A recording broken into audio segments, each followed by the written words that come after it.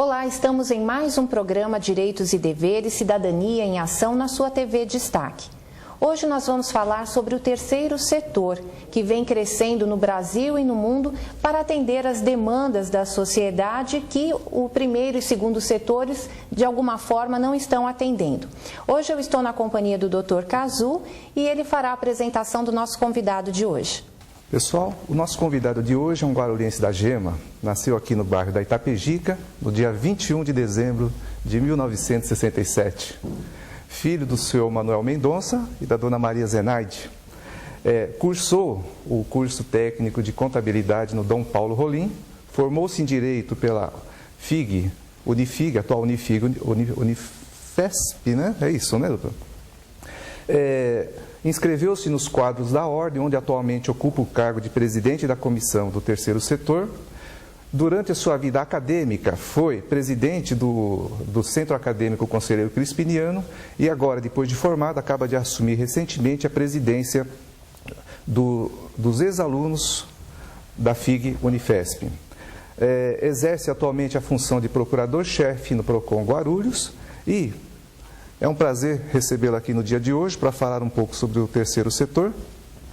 Eu gostaria, doutor Luiz Mendonça, que o senhor nos dissesse um pouco sobre o que é o terceiro setor e qual a sua importância para a sociedade. Bom dia a todos aí, telespectadores, né? A Adriana, o Dr. Cazu.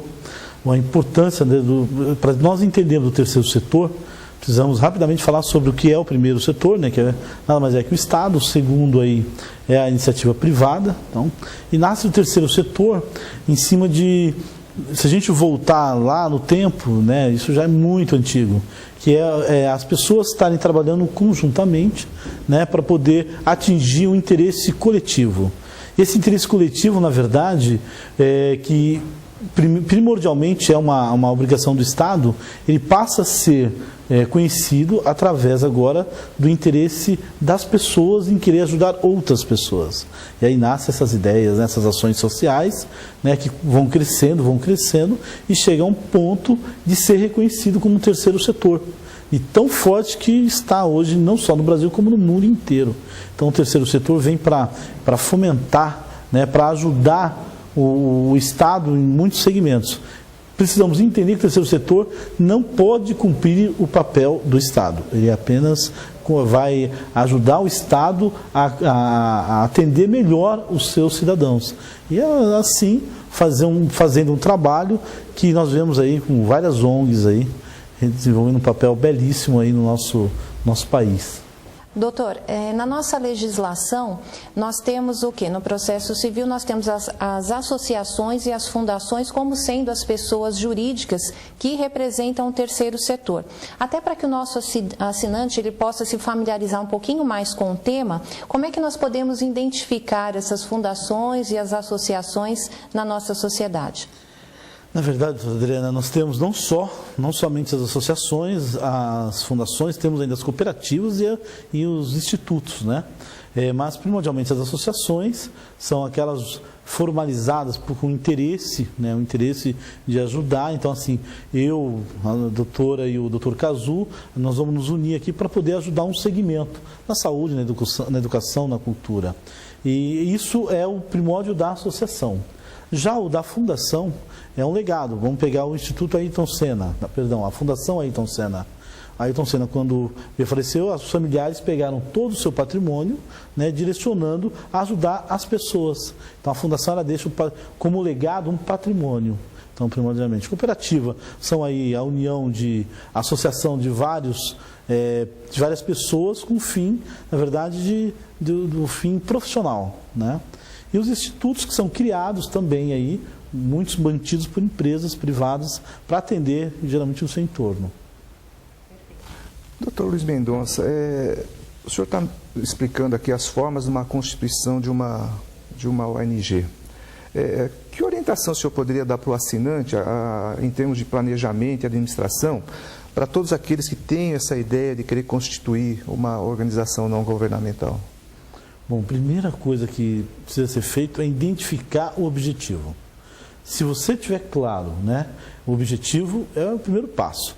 O segundo é você ter um grupo de pessoas que pensem como você, que queiram ajudar de forma direta, de uma ação direta, esse segmento, seja na saúde, na educação, né, qualquer outro segmento, mas tem que ter esse interesse.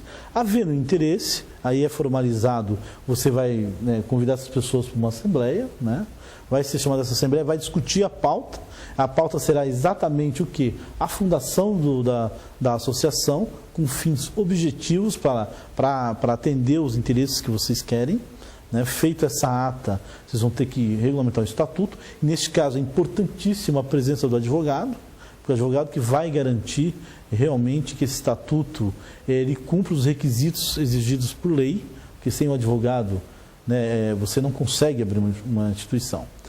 E essa entidade ela não pode ter fins lucrativos, né, o interesse tem que ser coletivo, né, não pode ter dentro dos seus objetivos nada que macule o próprio interesse nem o próprio Estado. Só uma curiosidade, então, quer dizer, a pessoa faria tudo isso de forma voluntária, ela não teria, então, um salário dessa instituição, não? Não. Geralmente, as pessoas que trabalham com esse segmento, né, não visam, o interesse aí não é econômico, o interesse é o atendimento social, o atendimento coletivo, né? E aí eu posso dar um exemplo claríssimo, o APAI, por exemplo. É uma ONG, né? André Luiz também. Eles têm o interesse de quê? De atender o seu público-alvo, né? Que é na questão da saúde. E, doutor, focando um pouquinho a nossa comarca, então em Guarulhos, qual a quantidade de ONGs o senhor poderia nos precisar? Qual a quantidade de ONGs que nós temos hoje? Adriana, assim, Guarulhos hoje, né, nós temos mais de 1.300.000 habitantes, né? Temos aproximadamente uma estimativa, não é nada regulamentado mesmo, estatisticamente, porque não foi feito nada nesse nível, mas passa-se de 700, né? 700 ONGs em segmento, e o maior deles é na assistência social, né? Que ainda é um foco maior das ONGs, que trabalham realmente nessa linha. Logo em seguida vem da educação, da cultura, né? E em outros segmentos, mas o forte mesmo, hoje mais de 700 entidades regulamentadas. O importante é dizer o seguinte: qualquer entidade, qualquer ONG, para que ela consiga ajuda de doações, tanto da iniciativa privada como do próprio poder público, ela tem que estar devidamente regulamentada, com o seu estatuto registrado em cartório, com a sua diretoria previamente definida já para poder cumprir esse papel enquanto ONG. Senão ela não consegue. Então, hoje, regulamentada, nós temos cerca de 600, mas o número em Guarulhos passam realmente de mais de 700, 800 entidades, aí juntando as formalizadas e as não formalizadas. Doutor, eu vou voltar a insistir na minha pergunta sobre remuneração. Nós assistimos no mundo inteiro o crescimento desse terceiro setor. E é claro que esse crescimento ele demanda pessoas competentes para gerir essas ONGs. Existem duas vertentes, uma que entende que é necessária a profissionalização dos administradores dessa ONG. No entanto, existe aquela outra corrente que dizem que, por não se tratar de uma empresa, realmente não pode haver essa remuneração dos seus administradores. Como o senhor se posiciona entre essas duas correntes? Porque assim, a ONG, na verdade, ela tem o formato de uma empresa. Ela não é uma empresa, mas ela tem um formato de uma empresa. Então, assim, obviamente que nós fundamos a ONG, mas se nós vamos trabalhar na área da educação, nós vamos ter profissionais da educação. Então, o que nós precisamos separar é a remuneração dos seus diretores e a contratação de funcionários, que é normal. E aí ela se iguala exatamente a uma empresa, porque ela vai ter que descontar o INSS novamente, fazer o recolhimento do FGTS. Então, todas as obrigações trabalhistas ela vai ter que cumprir, mesmo sendo uma ONG. A remuneração dos seus administradores vai ter uma leve compensação quando ela passar a ser o CIP. Que aí a gente pode explicar um pouquinho lá na frente o que é realmente a certificação aí de OCIP. E aí, nesse caso, os administradores poderão, se o seu estatuto prevê, poderão ser remunerados. Se forem também técnicos, né? Isso quer dizer que o nosso assinante pode ter a certeza que, se ele vier montar uma ONG, as suas obrigações trabalhistas e fiscais praticamente serão idênticas às de uma empresa? As trabalhistas. As fiscais não, porque as ONGs, elas partem de uma primícia de isenção e imunidades. Nós temos aí, dependendo do tipo de ONG, tem as isenções, né, e as imunidades tributárias. Então, assim, muitos impostos elas não irão recolher, né? Então, né, nesses dois segmentos de isenção. Mas o primeiro passo é esse mesmo, ela vai ter as obrigações, que aí seria o devido, né? Se eu descontei do funcionário, eu tenho que repassar para o órgão devido. Bem, a você que está acompanhando o nosso programa e quiser mandar as suas sugestões de temas, inclusive, que é muito importante, por favor, envie seu e-mail para presidencia@oabguarulhos.org.br. Tem também secretariageral@oabguarulhos.org.br. O nosso telefone é 2468-8199, ramal 33. Então, são todos canais de comunicação abertos para você. Nós vamos agora a um breve intervalo. Voltamos já.